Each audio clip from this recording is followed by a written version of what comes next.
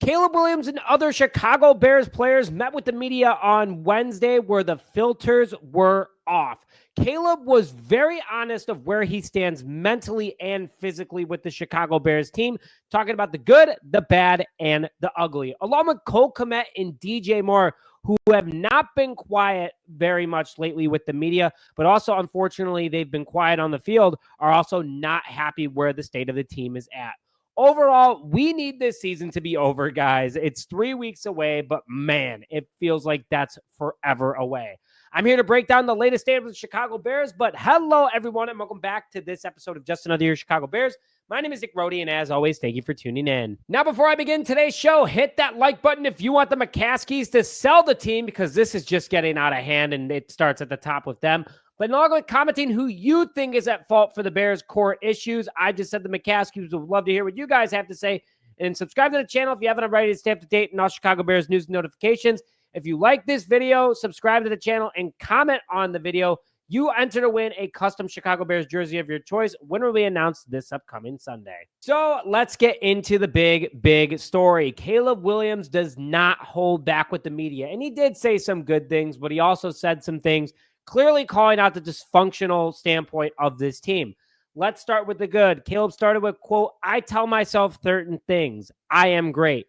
I will be great," unquote. And the quarterback expressed that he is still confident in himself and that this team can do great things down the road in the future. Caleb also came out and gave hope to the media as himself as a player. He said, "I'm not even my best self yet. That is soon to come," unquote. So he made a comment before the bad, and it's good to give us hope as fans and coaches and the franchise as a whole, because we know this kid can be great, guys. There's no doubt about it. Think about it real quick.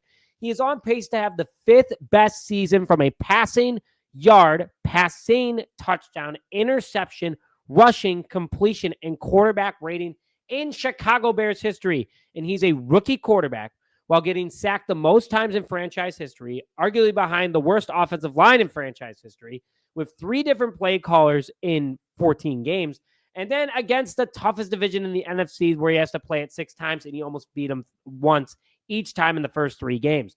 Overall, he is being professional about the good. He's doing what he has to do in order to give this city hope and this team hope. But the bad is bad. There is no doubt about it. Let's jump in the bad for you guys real quick. Quote, "The losing is one thing that actually really affects me," unquote. Big yikes there, because you can see that he's confused, frustrated, doesn't know what to do on the field at some points, and he panics. And that's what happened with one of his sacks this past Monday against the Minnesota Vikings. You are giving this kid PTSD that he's going to get sacked every single play and have to run for his life every single play. That is why you should have built the trenches first, Ryan Poles. A lot of this falls on you right here, because Caleb then comes out and says, quote, "I am frustrated. There is no doubt about it," unquote.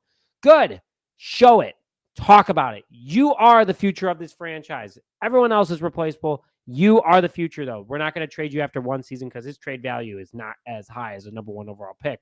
But I'm happy to see that, because then the McCaskies are hearing it, Warren's hearing it, and Poles is hearing it. And then interim head coach Thomas Brown has also expressed he knows that Caleb is frustrated, and he hears it directly from him. Brown came out and said, quote, "Even though he's frustrated, he's still not shaken," which is good. He's confident in the kid getting the job done. But then Caleb comes out and says this comment: "I feel like I've been hit in 3 different car accidents this year at all the times I've been hit," unquote. Calling out his offensive line. I don't know if it's exactly as in the offensive line as a whole, but also the other guys that are blocking. But the guy in charge of it all, Chris Morgan, the offensive line coach for the Chicago Bears, who should have been fired before the season even started. This offensive line has not gotten better at all under him. That's what's frustrating. And he just seems confused, and he wears his little glasses on his nose, whatever. Nothing against I wear glasses too, but Chris Morgan just pisses me off. Okay, so then Caleb is a young guy, but he's also being treated like a 5-year veteran. You guys have to put that into perspective.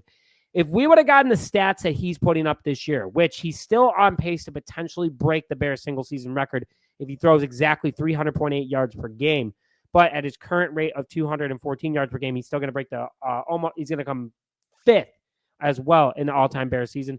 If we could have gotten those stats out of Trubisky in 2018 or even 2019, the Bears would have been good in the 2010s. Who knows what could have happened with this team. But I get that he's frustrated, how things have been handled, the hits, everything. Your mind is just all over the place. And what we're feeling as fans from a anger standpoint, Caleb definitely feels it too. And then finally, Caleb got a little fired up talking about the firing of Matt Eberflus. He said, quote, "The firings were a big impact on this season. There's been a lot of adversity here, and that was a big part of it," unquote. Yeah, I mean, like, you have a rough locker room. You've had 3 play callers in 1 year and 2 head coaches in your rookie season. Just an absolute disaster where expectations were really high. So I feel bad for the kid, but I think he's handling it professionally overall. But I love that he's got this no-filter mentality and he's just telling it how it is. Quickly, let's go into the veterans that spoke out today. Cole Kmet did not hold back either, saying, quote, "You got to take care of your own SHIT, and if other people aren't doing their job, that's on them," unquote. Well, that's pretty much directed at the players, coaches, everybody involved, because Cole Kmet's been part of this team for a while. Cole Kmet even said on his podcast, too, that's talking to the guys, they all know they can be better. He also mentioned earlier this year that the guys got together with former offensive coordinator Shane Waldron and told him to be a coach, not just treat them like friends. That's a problem. Coach them, alpha them, make them better men on the field, lead them. Overall, I can't blame Kmet, though, for his comments. He's a Bears fan growing up. He's frustrated with this team. He wants to see a winner. He wants to be part of the winning culture. And I'd be frustrated, too, if you've had 3 consecutive seasons losing when your first year you went to the playoffs as a rookie behind Jimmy Graham. But still, man, I don't know. I feel bad for Cole Kmet. This is his hometown team, and they're just not giving him any sort of hope as a player, even after signing a 4-year, $50 million contract. And then DJ Moore also threw a shot in there on Wednesday saying, quote, "This isn't us. It's been tough, especially during the losing streak. It's very frustrated right now, and we need to learn how to win," unquote. And I agree with him. Ryan Poles has been praised for losing. My good friend Paul told me this a couple nights ago at dinner. He's been praised for losing. We need to build a winning culture. I don't care if the Bears get a top 15 pick, as long as we win some more ball games and teach these guys that they want to win and give it more, and not be like, "Woo, we're getting a good player in the draft." No, I don't want that anymore. Happy the players are sounding off and they're doing a great job about it. Quickly, before I get into more about some of the no filters, I'd like to thank today's sponsor, OddsJam, which isn't just another betting app. It's turning the entire system into your favor. Here's how OddsJam works. They use a strategy called arbitrage, finding odds against 275 sports books. You bet on both sides, you win no matter what. Here's an example. You put $500 on the Chicago Bears to win against the Detroit Lions this week. You put $335 on the Detroit Lions on DraftKings. Bam. 2 different sports books. You're guaranteed to win $50. Go to the link in the description now and use the OddsJam mobile app to get your monthly subscription up to 35% off, or your yearly subscription up to 35% off, and a 7-day free trial. Go check it out. Use code JAYCHI Bears below. Quickly want to get into kind of my no filter, because I'm gassed, guys. I'm not going to lie. Mr. Positivity has been put out the door for just a minute here. It's been put out to wave in the wind, in the nice cold wind. Dry off, get some fresh air. The expectations this year were very high, and there's no doubt that I was pounding the table for it. Young defense, top in the NFL. That was number 1 in the NFL in the last 8 games in 2023. The Bears almost snuck into the playoffs. Caleb Williams, the number 1 overall pick, getting all the weapons too. You invest in Odunze instead of an offensive lineman at number 9. You bring in Keenan Allen. You extend DJ Moore. You bring in Gerald Everett. You extend Cole Kmet. You sign DeAndre Swift. You have Rashawn Johnson. You have a good lineup. What are you doing? Exactly. What are you doing? You have a good lineup, and you just wasted a perfectly good season where the Bears could have been 9-8, but at least they were progressing, because then next year they'd be a lot better. But instead, this team just has no confidence right now. And that's what worries me.